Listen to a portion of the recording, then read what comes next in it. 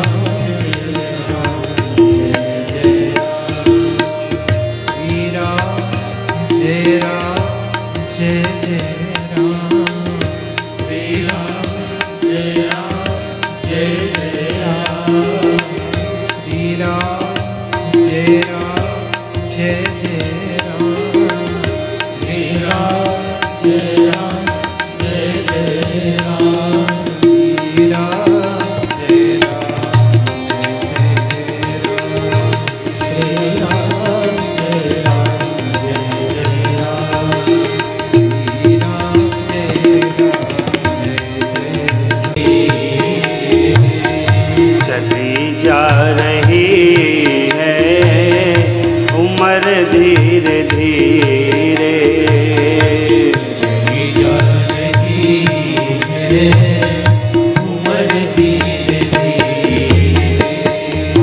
चली जा रही है उम्र धीरे धीरे,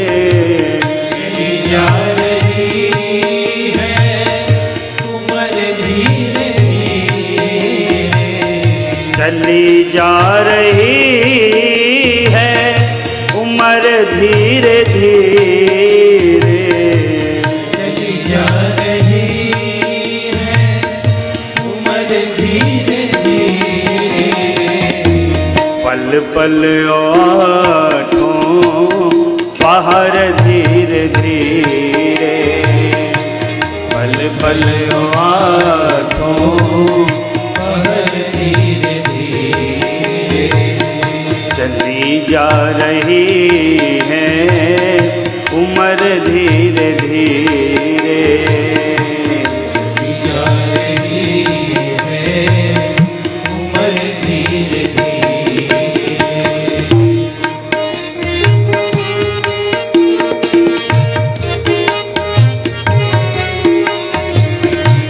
बचपन भी जाए जवानी भी जाए, बचपन भी जाए जवानी भी जाए, बचपन भी जाए जवानी भी जाए, बचपन भी जाए जवानी भी जाए, बुढ़ापे का होगा असर धीरे धीरे, बुढ़ापे का होगा असर धीरे धीरे, चली जा रही है उम्र धीरे धीरे, चली जा रही है उम्र धीरे धीरे।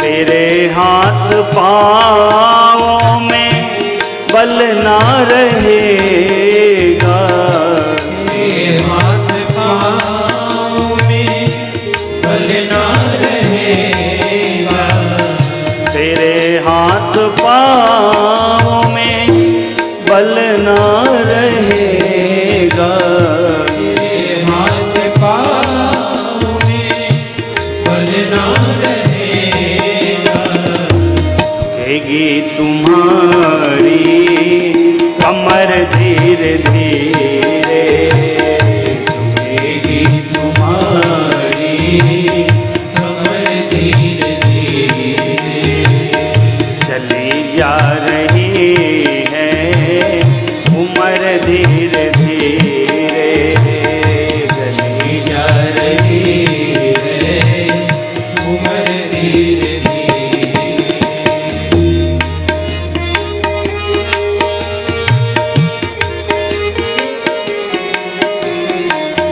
शिथिल अंग होंगे सब एक दिन तुम्हारे, अंग होंगे सब एक दिन तुम्हारे, शिथिल अंग होंगे सब एक दिन तुम्हारे, अंग होंगे सब एक दिन तुम्हारे, तेरी मंद होगी नजर धीरे धीरे, तेरी मंद होगी नजर धीरे धीरे, चली जा रही है उम्र धीरे धीरे, चली जा रही है उम्र धीरे धीरे।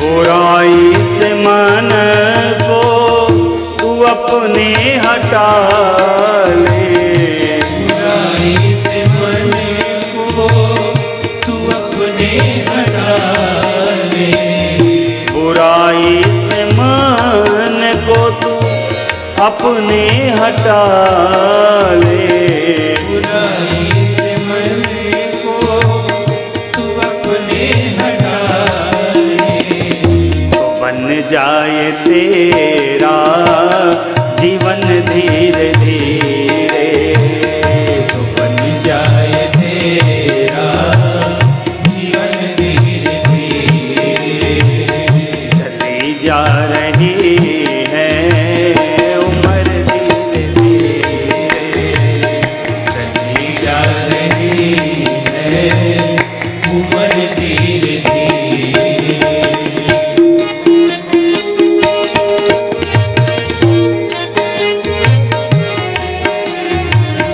भजन कर हरि का तू पल पल ओ प्यारे, भजन कर हरि का तू पल पल हो प्यारे, भजन कर हरि का तू पल पल ओ प्यारे, भजन कर हरि का तू पल पल हो प्यारे, तो मिल जाएंगे सजन धीरे धीरे, तो मिल जाएंगे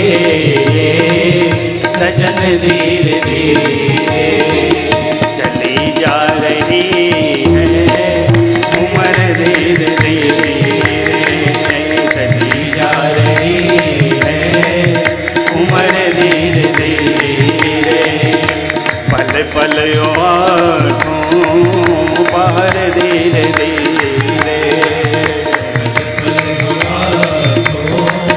पल धीरे धीरे चली जा रही है उम्र धीरे धीरे चली जा रही है उम्र धीरे धीरे पल पल आँखों पहर धीरे धीरे। आप में से कितने लोग क्रिकेट का मैच देखते हैं? कभी क्रिकेट के मैच देखते समय गौर किया है कि क्रिकेट के स्टेडियम में एक ब्लैक स्क्रीन लगी रहती है? देखा है? आप लोग जानते हैं वो ब्लैक स्क्रीन क्यों लगी रहती है? ताकि बल्लेबाज जो बल्ला बैटिंग कर रहा है, बल्लेबाजी कर रहा है, वो उस काली स्क्रीन पर अपने ध्यान को केंद्रित करता है, उसी की ओर देखता है। तभी तो 150 किलोमीटर, 130 किलोमीटर, 140 किलोमीटर रफ्तार से आने वाली गेंद को वो खेल रहा है। और उस स्क्रीन के सामने अगर कोई पक्षी भी निकल जाए, कोई भौंरा भी निकल जाए, तो बल्लेबाज कहता नहीं, अभी हम बैटिंग नहीं कर सकते, ध्यान केंद्रित करता है। ठीक उसी प्रकार कथा है माई बाप। कोई ये रटी रटाई कहानी नहीं है कि हम रट कर आए हैं तो आपको चाहे जो हो सो सुनाते रह जाएंगे। उधर से हमको फेंकते रहते हैं भगवान, यहां आते रहते, इधर आता रहता है, हम बोलते रहते हैं। विधान यहां तक कहा गया कि व्यास आसन के सामने से गुजरना भी नहीं चाहिए। इसलिए कथा वक्ता ध्यान को केंद्रित करके कथा सुनाता है। थोड़ा सा भी विघ्न हो तो उसका मन कथा से उछट जाता है। इसलिए थोड़ा सा ये जो विघ्न हुआ उसमें मुझे कथा को रोकना पड़ा। अब आप लोग का भी वैशिष्ट है क्या? नगर भ्रमण था आज, भगवान की मूर्ति नगर भ्रमण में निकली थी। हाँ, आप लोग जानते हैं नगर भ्रमण क्यों होता है? भगवान की मूर्तियों का किस कारण से किया जाता है? किसी गांव में, किसी नगर में मंदिर पे प्राण प्रतिष्ठित होने वाले देवों का नगर भ्रमण, देव दर्शन क्यों कराया जाता है? इसका कारण क्या है? नहीं पता ना। अब आज से कल प्राण प्रतिष्ठा है, कल है ना, कल भगवान मंदिर में प्रतिष्ठित हो जाएंगे। इसके बाद भगवान मंदिर से बाहर नहीं निकलेंगे। तत्व स्वरूप परमात्मा तो यत्र तत्र सर्वत्र विराजित है, लेकिन मूर्तिमान स्वरूप में परमात्मा मंदिर में ही प्रतिष्ठित रहेंगे। इसलिए नगर भ्रमण कराया जाता है कि नगर में, गांव में जो भी असहाय लोग हों, बुजुर्ग लोग हों, बीमार लोग हों, वो भगवान का दर्शन प्राप्त करने मंदिर तो नहीं आ सकते हैं, मेरे परमात्मा स्वयं चलकर उनको दर्शन दे देते हैं। इसलिए नगर भ्रमण का विधान है। बढ़िया हुआ आप लोगों का नगर भ्रमण, खूब आनंद आया। तो अब कथा प्रारंभ किया जाए। आज की कथा माई बाप अयोध्या कांड से प्रारंभ होती है। अयोध्या कांड का अर्थ क्या है? अयोध्या कांड का अर्थ है युवान कांड, जवानी का कांड। यह कांड बताता, इस कांड के चरित्र की कथा बताती कि जीवन को युवावस्था में कैसे जीना चाहिए। आज के समय में लोग बेटी बेटी का ब्याह करते हैं। बेटी बेटी का ब्याह हुआ नहीं, 3 दिन हुए नहीं तो बोले जाओ बेटा स्विट्जरलैंड घूम आओ, कुल्लू मनाली घूम आओ, कश्मीर घूम आओ, भेज देते हैं वैभव विलास की जगह पर। माई बाप, हमने संस्कार का वर्णन किया है। संस्कारित होकर हमारे बेटे बेटियां आई हैं, पुत्र पुत्र वधू आए हैं, बेटे जमाता आए हैं। सर्वप्रथम बेटे बेटे बहू को, बेटी जमाता को कोशिश करके किसी देव दर्शन पर भेज दो, तीर्थ दर्शन पर भेज दो, कोई धाम भेज दो। जाइए बेटा, जाकर भगवान का आशीर्वाद लीजिए और ऐसा आशीर्वाद लीजिए, ऐसी विनती करिए कि आप दोनों का गृहस्थ जीवन मंगलमय हो, आनंदमय हो। तीर्थ दर्शन करावें, धाम दर्शन करावें, फिर भेज दीजिए कुल्लू मनाली, फिर भेज दीजिए शिमला, किसी ने नहीं रोका। लेकिन माई बाप, जीव का स्वभाव है, सुख जीवन में आता है तो जगदीश को भूल जाता है, और जग दुख जीवन में आता है तो जगदीश के ऊपर दोषारोपण कर ले लगता है। सुख की अवस्था में भगवान को याद नहीं करता है, लेकिन दुख में भगवान को गाली दिए बिना रहता भी नहीं है। उस समय भूल जाता है कि तुमने सुख में याद नहीं किया। श्रीमद् भागवत जी की कथा सुनी होगी आपने, सुनी है कि नहीं सुनी है? अरे बोलिए हाँ या ना। तो भगवान श्री कृष्ण ने कहा कुंती मैया से, बुआ आप मुझसे जो चाहो सो मांग लेना। कुंती मैया ने कहा, हे गिरधर, हे गोविंद, हे नटनागर, यदि आपकी इच्छा मुझे कुछ देने की ही है तो मुझे दुख दे देना। भगवान श्री कृष्ण ने सुना, क्या माई दुख चाहती हूं मुझसे? बड़ी विचित्र बात कही माई आपने। जीव तो मुझसे सुख मांगता है, जगत का वैभव मांगता है, ऐश्वर्य मांगता है, पद प्रतिष्ठा मांगता है, लेकिन आप बड़ी विचित्र है बुआ, आपने मुझसे दुख मांगा। इसके पीछे कारण क्या है? कुंती मैया ने कहा, गोविंद सुख बड़े खराब हैं गोविंद। ये जीवन में जब सुख आते हैं गोविंद, तो सुख तो आते हैं, सुख आते आते तो दुख काहे को। क्या महाराज, यदि हमने भगवान को सुख में भी सुमरण किया तो क्या हमारे जीवन में दुख नहीं आएंगे? आएंगे।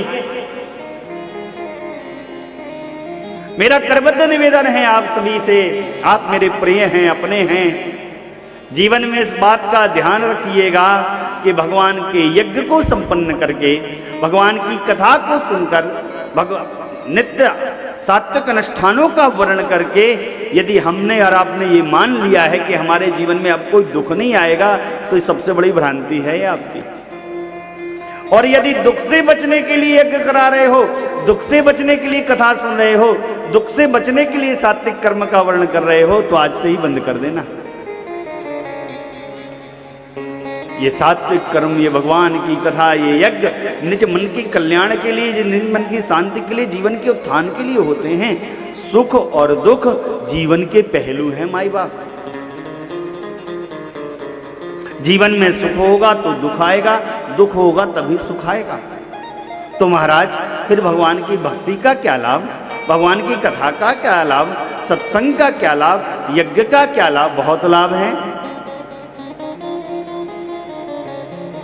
इसी प्रकार के द्वंद्व में फंस गए एक बार अर्जुन महाराज। अर्जुन महाराज ने पूछा भगवान श्री कृष्ण से, गोविंद,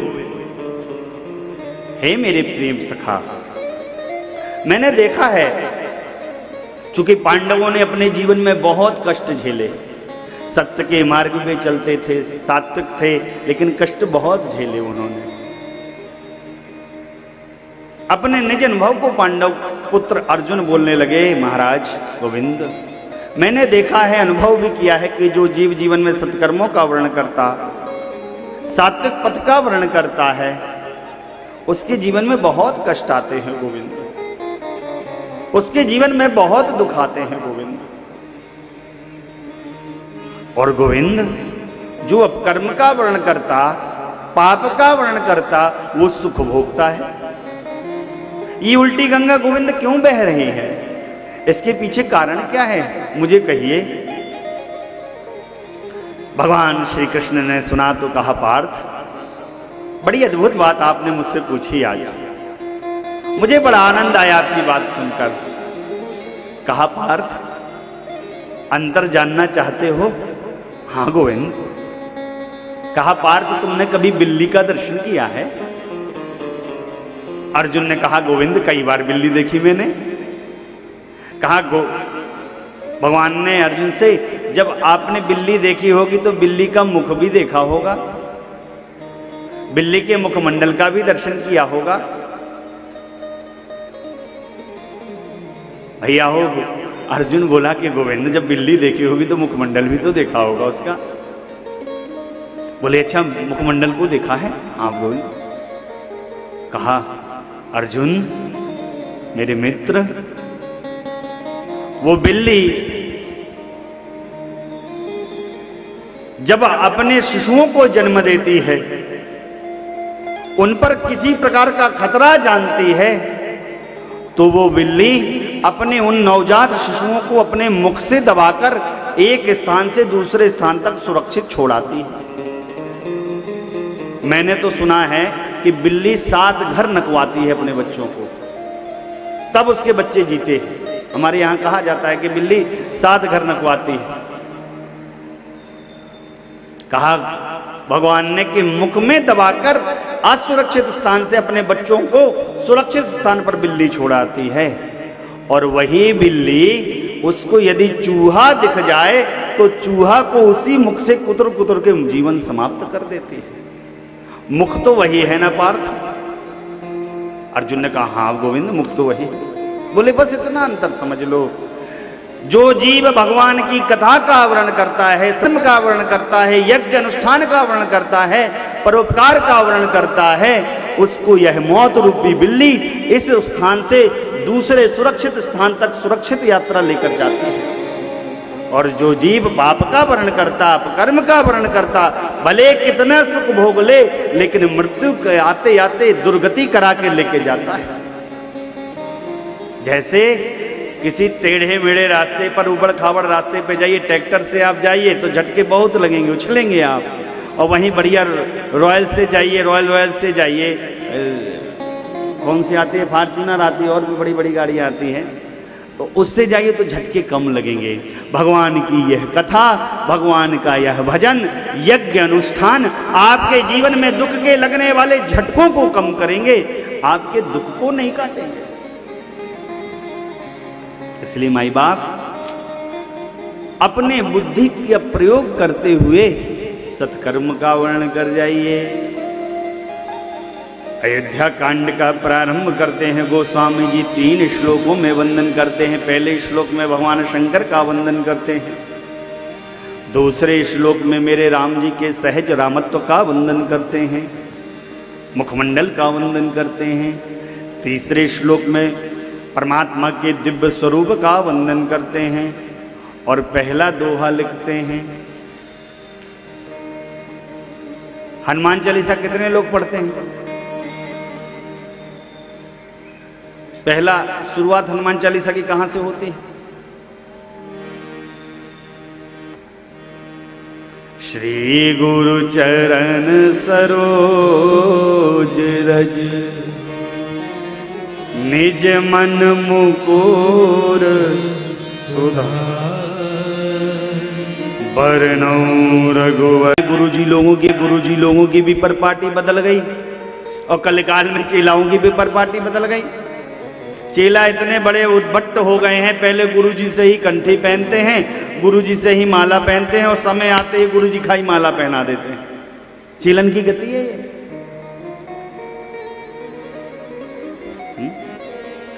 गुरु से गुरुवाई नहीं चलती।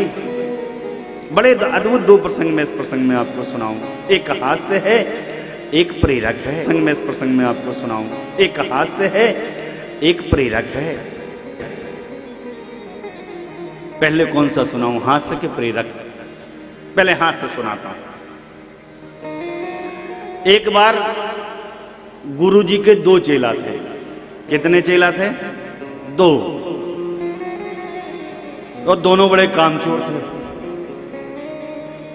तो एक बार गुरुजी ने कहा कि भैया देखो, आज शालिग्राम भगवान का पूजन करना है, इसलिए जाओ तुलसी जी का पत्र लेकर आओ, तुलसी पत्र उतार कर लेकर आओ। तो वो जिस गुरुजी ने किसी को व्यक्तिगत कहा नहीं था, दोनों एक दूसरे की ओर देखने लगे कि ये जाएंगे, वो देखने लगा कि ये जाएंगे। तो दोनों एक दूसरे की ओर देखने लगे। अब दोनों कामचोर कैसे जाएं? तो एक बोला, गुरुजी हमने तो तुलसी दल देखा ही नहीं है, ये तुलसी दल होता कैसे है? दूसरा समझ गया कि ये तो बच गया, इसने कह दिया हमने तो देखा नहीं, अब बात हमारे ऊपर आने वाली, हमका जाना पड़ जाएगा। तो दिमाग दूसरे ने भी लगाया, कहा रे इतने साल से गुरुजी की सेवा में हो, तुम तुलसी पत्र के बारे में नहीं जानते? तुम तुलसी दल नहीं देखे आज तक? तुमने तुलसी का विरवा नहीं देखा? अरे तुलसी पत्र कैसा होता है तुम्हें पता नहीं? उसके पत्ते कैसे होते तुम्हें पता नहीं? वो केले के लंबे लंबे पत्ते जैसे तुलसी के पत्ते होते हैं। अब देखा इसने भी दिमाग लगाया, गुरुजी दोनों की सुन रहे हैं, एक कान से एक ही सुन रहे, एक कान के इससे सुने। पहले या की ओर देखा जो कहा हम नहीं जानते, दूसरे की ओर देखे, वाह केला के पत्ते जितने लंबे लंबे। गुरुजी भी गुरुजी थे।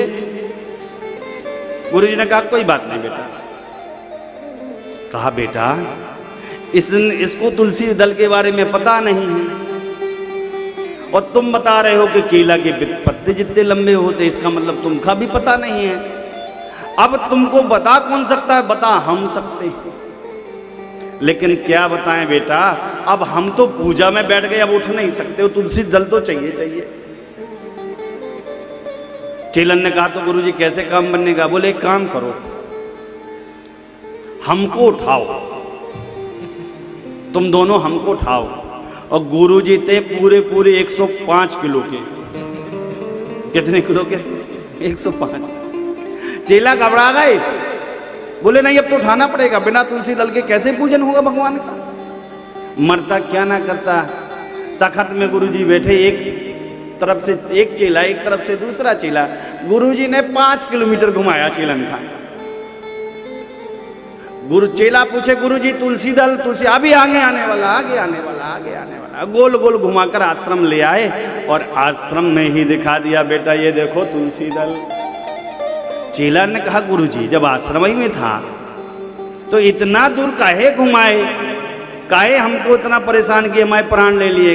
कहे बाबू अब तुलसी दल देख लिए ना, अपने आश्रम ही में तुलसी दल है, अब तो नहीं भूलोगे ना? चेला कहे गुरुजी 100 जन्म तक तो हम नहीं भूल रहे। ऐसा आपने दिखाया। कहने का अर्थ केवल इतना, गुरुदेव से चालाकी नहीं चलती। एक प्रेरक प्रसंग मैं आपको सुनाऊं।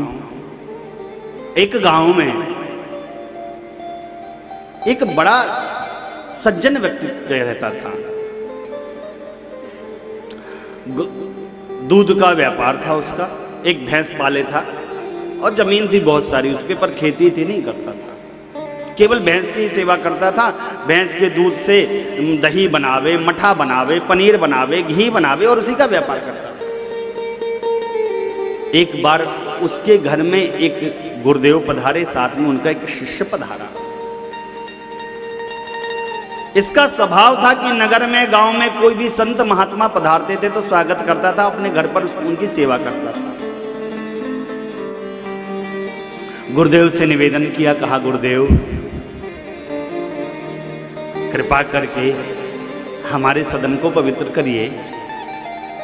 संत जी ने उसकी विनती को स्वीकार किया और उसके घर पर चले गए। आया, अब दिखाने लगा अपनी स्थिति के बारे में। जहां पर उसकी वो भैंस बंधी थी उसकी जमीन पर, उस जमीन पर जाकर खड़ा कराया। कहा गुरुजी ये भैंस हमारे जीवन की रोजी रोटी है, ये जब दूध देती है तो दूध से मट्ठा बनाते, दही बनाते, घी बनाते, पनीर बनाते, दूध बेचते, खूब आनंद से जीवन चकाचक चल रहा। गुरुजी गुरुजी ने चारों तरफ देखा, गुरु नहीं हो सकता, लेकिन मजबूर था। भैया हो, खोला, लेकर चल पड़े गुरु शिष्य। अब जिस दिन से गुरुजी ने वो भैंस चुराई है, उस दिन से शिष्य की अश्रद्धा गुरु के प्रति है। शिष्य ज्यादा बात नहीं करता, क्योंकि गुरुजी का ऐसा करते उसे समझ में नहीं आया। कुछ साल बीते, उस शिष्य को बुलाकर गुरुदेव ने कहा, भैया चलो कुछ दिन के लिए पुनः हम लोग भ्रमण में चलते हैं, और इस बार उसी गांव में चलेंगे जिस गांव में हम लोग बहुत वर्ष पहले गए थे। शिष्य बोला गुरुजी फिर किसी का आप ठगेंगे? फिर किसी का हित करेंगे, मुझे पाप में भागीदार बनाएंगे, मैं नहीं जाऊंगा। गुरु ने समझाया चलो तो कुछ नहीं होगा, चलो। लेकर गए और भैया देखते क्या हैं, उस गांव में उस सज्जन के घर के बाहर की पूरी परिपाटी ही बदली है। बड़ी बड़ी फैक्ट्रियां लगी हैं, खेतों में फसलें लहला रही हैं, बड़े बड़े भैंस के तबेले हैं, चारों ओर चहुओर आधुनिकता है। गुरुदेव रुक गए, छिप गए। शिष्य से कहा कि जाओ अब उस सज्जन के यहां प्रवेश कर जाओ, उससे उसका हालचाल पूछना, हालचाल लेना, सारी कथा सुनना, क्या कहता है। भैया हो, वो शिष्य उस सज्जन के यहां पहुंचा जिसके यहां वो वर्षों पहले आया था।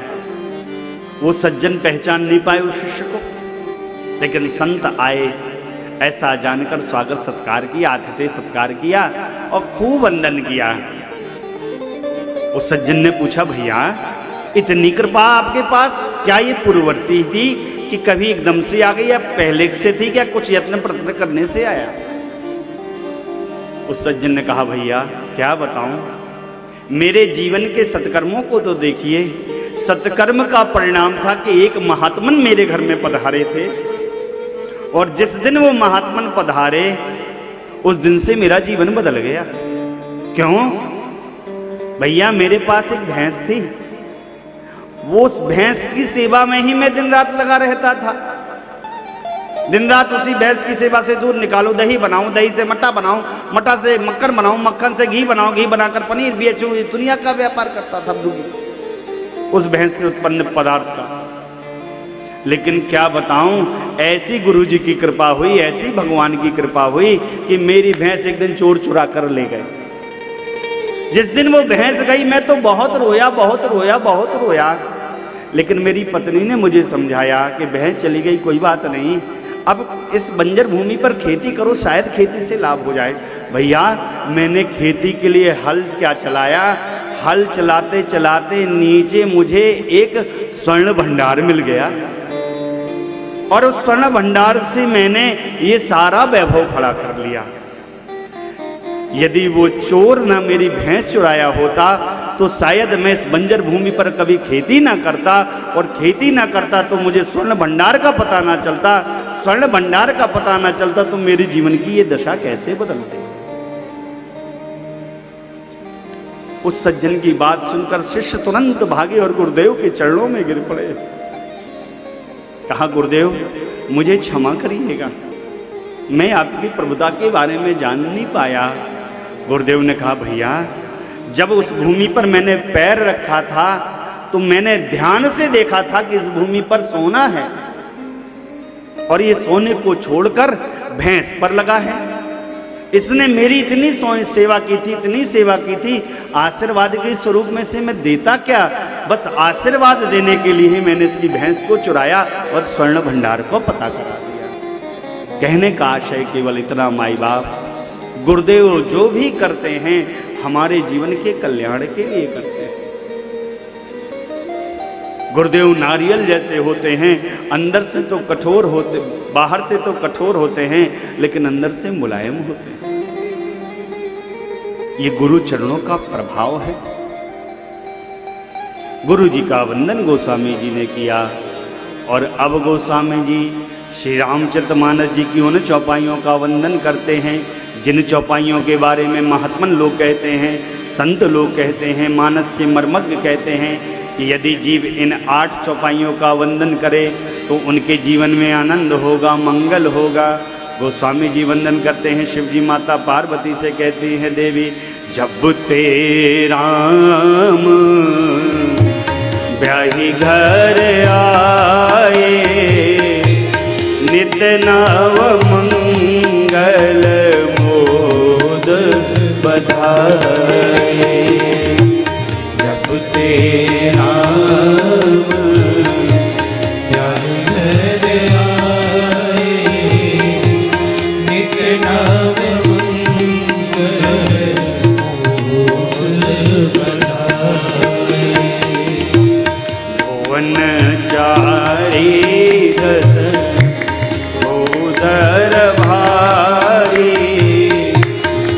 सुकृत मेघ बरसहि सुखवारी।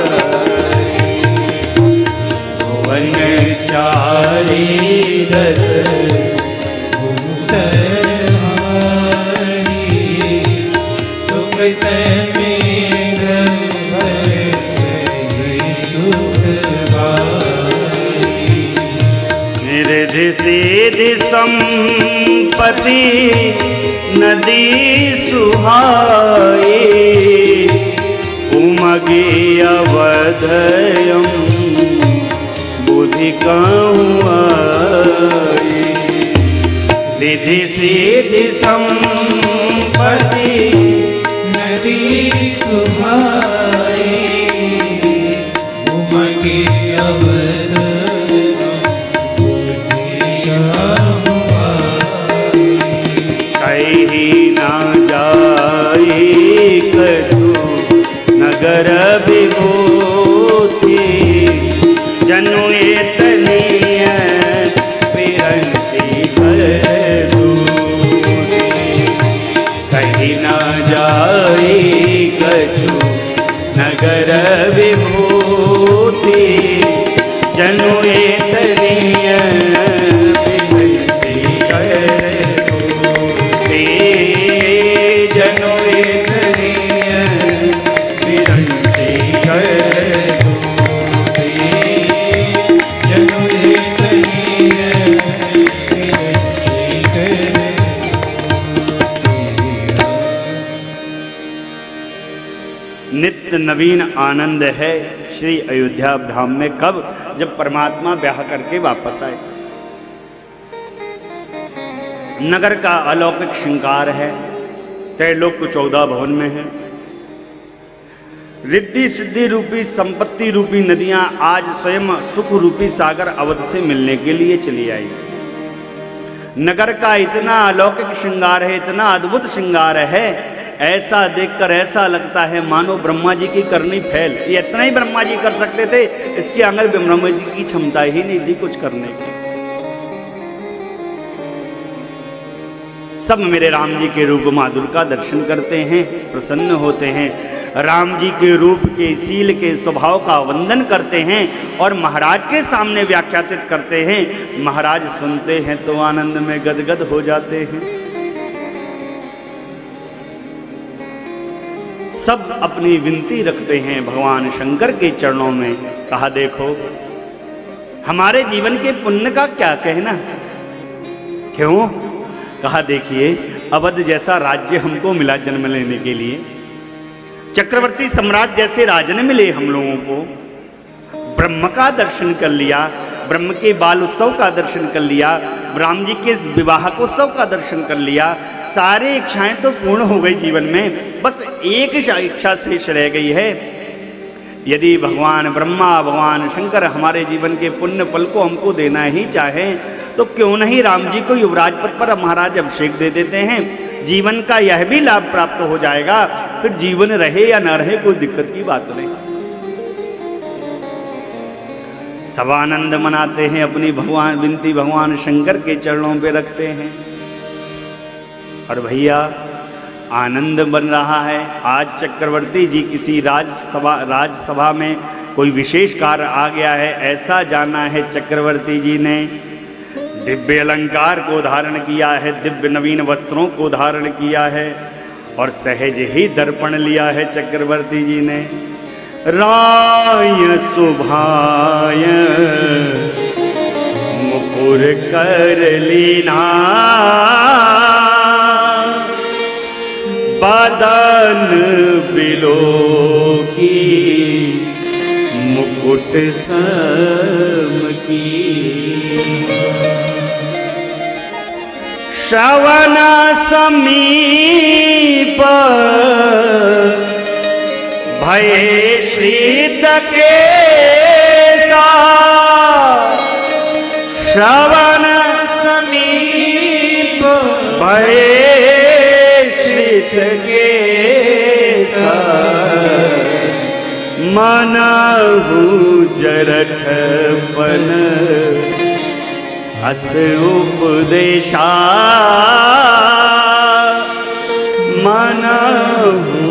रथ पन उपदेशा। जीवन में दर्पण देखना चाहिए। और माई बाप इस जगत के वैभव को देखने के लिए, जगत की सुंदरता को देखने के लिए, अपने निज रूप को निहारने के लिए जगत के दर्पण को देखा करो, और अपने मन की सुंदरता को देखने के लिए अपने कथा रूपी दर्पण का अवलोकन किया करो, भजन रूपी दर्पण का अवलोकन किया करो। महाराज ने सहज रूप से ही दर्पण ले लिया है और दर्पण की ओर देखा। थोड़ा सा आभूषण तिरछे थे, आभूषण को सही किया महाराज ने, और देखा क्या मुकुट तिरछा लगा है, मुकुट को महाराज ने सीधा किया। जैसे ही मुकुट को सीधा किया महाराज ने, कान के पास के बाल दिखाई दे गए। कान के पास के बाल सफेद हो गए हैं। अरे बुढ़ापे ने आवाज दे दी, माही पनीर बनाया है, मटर का पुलाव बनाया है, पापड़ भी लीजिए, छोला भी लीजिए, सलाद भी लीजिए, दाल बड़ी पूड़ी भी लीजिए, यार बहुत आइटम बनाया है। और मिठाई में रसगुल्ला भी है, मर्ती भी है, तस्मई भी है, यार बहुत व्यंजन बना है। आपने खाया, आपको भूख थी 2 की, आपने बहुत भूख में 3 खा ली। अब मित्र जबराई कर रहा है, नहीं नहीं एक था और खा लो, एक था और खा लो। आपने एक और खा लिया। मिठाई लाकर दर दी, और खा लीजिए, मिठाई बहुत अच्छी लगी, और खा ली। डकारते जा रहे हैं लेकिन ठूसते जा रहे हैं, डकार पे डकार आ रही लेकिन ठुसाई चालू है। अरे डकार का अर्थ यह है कि पेट अब कह रहा है इस पर दया कर लो, इसको छोड़ दो, अब ये भर चुका है, इसको छोड़ दो। लेकिन नहीं, आदमी ठूसता जाता है, मानता नहीं। मोतियाबिंद हो गया आंखों में, नेत्र से दिखाई नहीं पड़ रहा, मानो नेत्रों ने संदेशा दे दिया अब भी जगत को देख रहे हो, अब भी जगत के वैभव का दर्शन कर रहे हो। अरे समय है जगदीश का दर्शन कर लो, तीर्थ का दर्शन कर लो। हाथ पर लकवा लग गया, हाथ अब हिल नहीं रहा। अरे संदेशा मिल गया, भगवान के भजन में ताली नहीं बजाई, इन हाथों से दान नहीं दिया, अब समय है, अब तो ताली बजा लो, अब तो दान दे दो। घुटने में दर्द है, ऑपरेशन हो रहा है, संकेत दे रहा है घुटना। अरे खूब दुनिया के वैभव कमाने के लिए, पैसा कमाने के लिए दिन रात दौड़े हो, लेकिन मंदिर की ओर कभी नहीं गए, कथा पंडाल की ओर कभी नहीं गए, भगवान के भजन की ओर कभी नहीं गए, तीर्थ दर्शन की ओर कभी नहीं गए। अब तो समय है, कम से कम अब तीर्थ दर्शन चले जाओ, अब तो भगवान के भजन में चले जाओ, अब तो सत्संग में चले जाओ।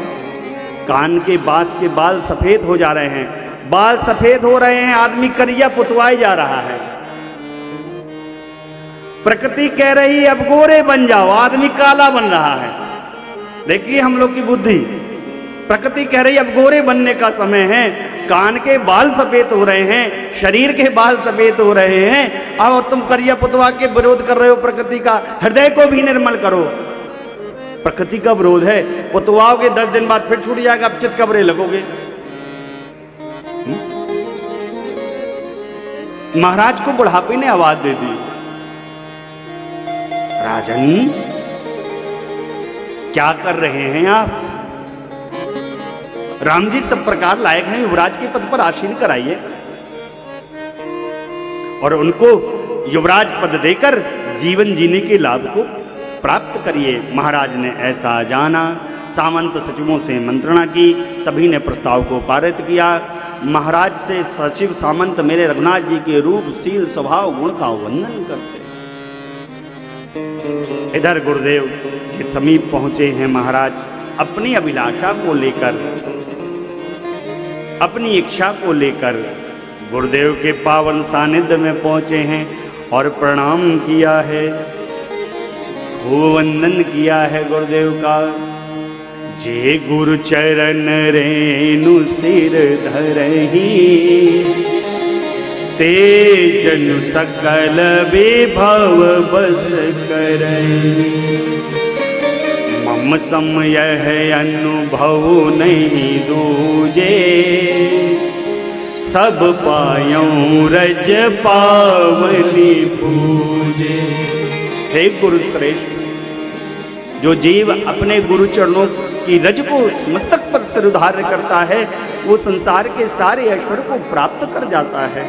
और गुरुदेव, ये मैं कोई कही बात नहीं कह रहा, सुनी सुनाई कोई बात नहीं कह रहा, ये अवधेश के जीवन का अनुभव है गुरु श्रेष्ठ। जिस क्षण से मैंने आपके चरणारविंद की रज को अपने मस्तक पर सुधार किया है, संसार के सारे सुखों का भोगा है। अब गुरुदेव, मेरे मन में बस एक ही इच्छा है, यदि वो भी पूर्ण हो जाती तो ये जीवन रहे या ना रहे कोई दिक्कत नहीं है गुरुदेव, कोई चिंता नहीं है गुरुदेव। गुरुदेव ने कहा, राजन कहिए। गुरुदेव की आज्ञा मिली। अवधेश ने कहा, गुरु श्रेष्ठ, मैं प्रातःकाल ही राम जी को युवराज पद पर आसीन करना चाहता हूँ। मेरे मन में विचार है कि युवराज पद पर आसीन करा दूं। कहिए गुरु श्रेष्ठ, क्या प्रातःकाल कराऊं या कौन सा श्रेष्ठ नक्षत्र है, कौन सा श्रेष्ठ मुहूर्त है, मुझे बताइए।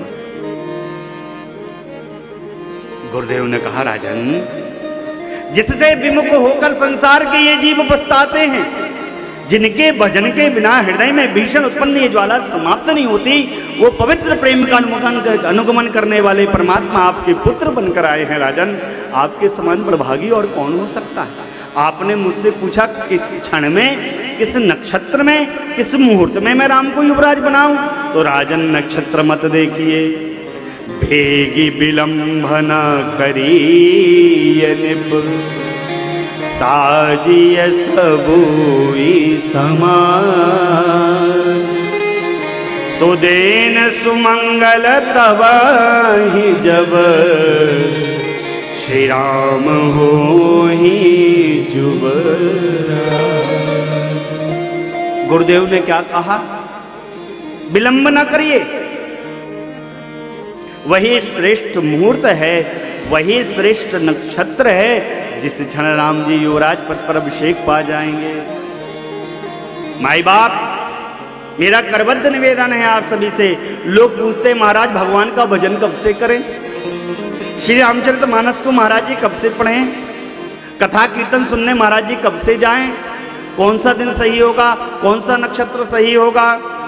शुभ कार्य करने के लिए कोई नक्षत्र मत देखा करिए, शुभ काम करने के लिए कोई नक्षत्र नहीं देखना चाहिए, भगवान का भजन करने के लिए कोई नक्षत्र नहीं देखना चाहिए, कथा सत्संग करने के लिए कोई नक्षत्र नहीं देखना चाहिए, ग्रंथ अवलोकन करने के लिए नक्षत्र नहीं देखना चाहिए, सात्विक कर्म को प्रारंभ करने के लिए नक्षत्र और मुहूर्त नहीं देखना चाहिए। नक्षत्र मुहूर्त बेटी बेटियों के ब्याह में देखना चाहिए, गृह प्रवेश में देखना चाहिए, मुंडन में देखना चाहिए, उपवीत संस्कार में देखना चाहिए, लेकिन इन सात्विक अनुष्ठानों को वर्ण करने के लिए नक्षत्र नहीं देखना चाहिए। अभी से इसी क्षण से प्रारंभ कर देना चाहिए। और हाँ, जीवन में जब भी कोई अशुभ कर्म आया करे तो नक्षत्र देखा करिए। मेरा निवेदन है आप सबसे, शुभ कर्म करने के लिए तत्क्षण कर दिया करो और अशुभ कर्म को कल पर टाल दिया करो। कल से प्रारंभ करेंगे। किसी से आपका विवाद भी हो जाए ना, और विवाद हो गया है, उससे निपटने जाना है, बातचीत करना है, तो तत्क्षण नहीं जाया करो, कल जाया करो। हो सकता है कल तक उसको अपनी गलती का आभास हो जाए, कल तक आपको आपके हृदय के भाव बदल जाए, दंगा बच जाएगा, फसाद बच जाएगा। इसलिए अशुभ कर्मों को कल पर टाल दिया करो, शुभ कर्मों को तत्क्षण कर लिया करो। और माई बाप, गुरुदेव से यदि पूछा जाए तो गुरु जी की आज्ञा का पालन किया जाए, अन्यथा अपने मन का करना तो गुरु जी से पूछो ही नहीं। गुरु जी से पूछा, गुरु जी का दिमाग लगाया, कर अपने मन का लिया, तो गुरु जी कोई साधारण तो है नहीं। अवधेश ही गलती कर गए, कल पर टाल दिया। और माई बाप, आप दर्शन करिएगा, अवधेश के जीवन में वो कल कभी नहीं आया। यद्यपि मेरे रघुनाथ जी राजा भी बने, लेकिन चक्रवर्ती सम्राट उसका दर्शन न कर पाए। इसलिए माई बाप, गुरु आज्ञा का तत्क्षण पालन करिए।